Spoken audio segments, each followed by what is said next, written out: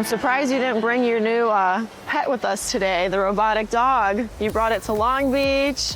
You walked him around the factory here. What's up with all that and the robotics? Well, first of all, his name is Blue, for obvious reasons. Sorry. Right, old Blue. Bluey. Blue.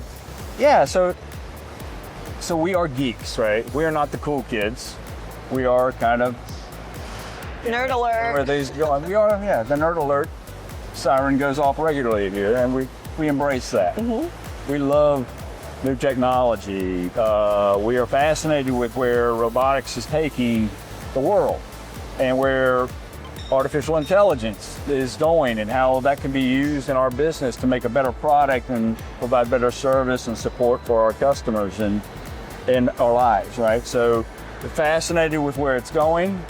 We're very much on the front lines of looking at how we can, automate, improve processes, improve safety, for our customers and for our employees.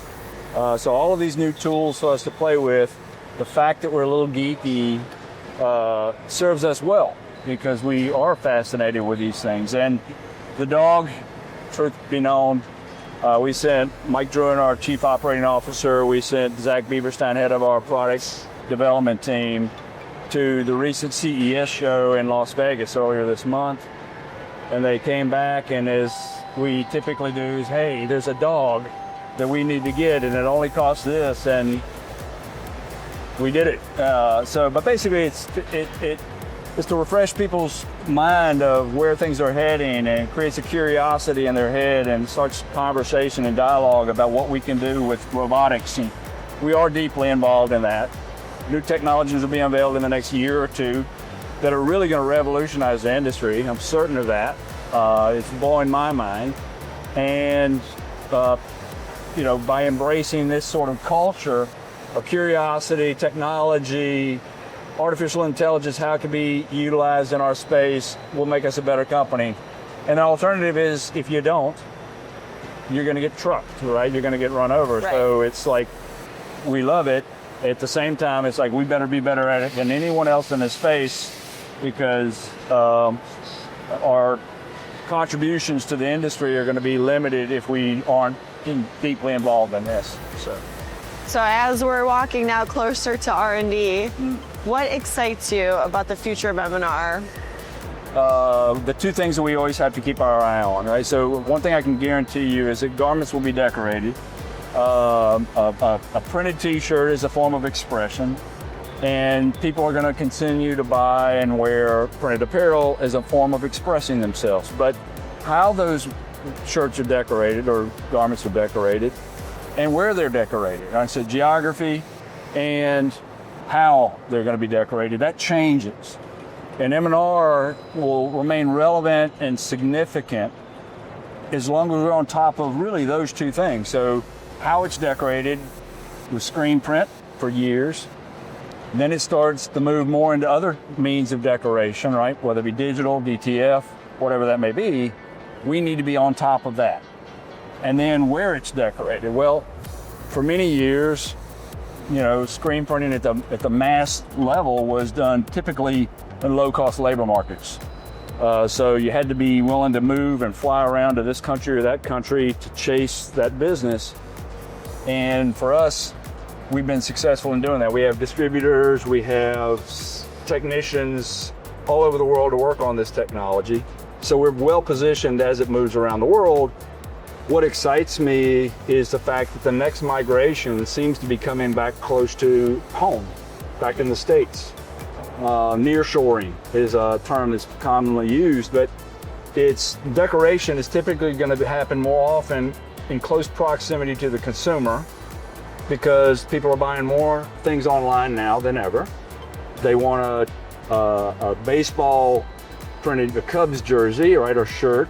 They want it decorated, personalized for them. They want to place an order at 10 o'clock in the morning. They want to be in Wrigley Field by 6 or 7 o'clock that night wearing that garment. Right. That's our future. You can only do that if you're close to the population. You can only afford to do that is if you're doing that with automation, more and more automation. So we see that as really very much where we're aiming our company to go, is to support that next migration, which is really close to the consumer. And that has to be done in an automated way. So we're challenging our people to think in those terms. And we see 2026 really is kind of a significant year where you're going to see that movement happening in a very quick way. And the use of AI and robotics is going to be a huge part of that. So, we're excited. We're challenging our customers to, asking them, what are your strategies with this new migratory sort of piece of the business and new technology? And then we're encouraging them to work with us because we'll help you develop those strategies and develop technologies that allow you to serve that marketplace as it changes. So, should we show them the secret R&D room? yes, that's Kidding. So Danny, thank you for helping me hit my 10K step goal with this facility tour. I just want to know, what do you want people watching this to take away from all of this? Oh, wow. I think that people understand that we are a group of real people, right? It's a great industry. We have a lot of fun. The culture is really great. Best job in the world. Oh, yeah. And best team in the world. And we are just truly authentic. There's no game being played behind the scenes here. We care a great deal about what we do, and we care a great deal about the industry. We feel like we have a tremendous responsibility to our customers. We obsess about that. We debate about that. We argue and fight about it from time to time, but it's always in the best interest of what we think we can do for our industry and the customers. And I'm very lucky to be a part of your team. I'm lucky to be a part of your team. Real people, real products. M&R, high five. Bye. All right. Great. 1, 2, 3. Woo!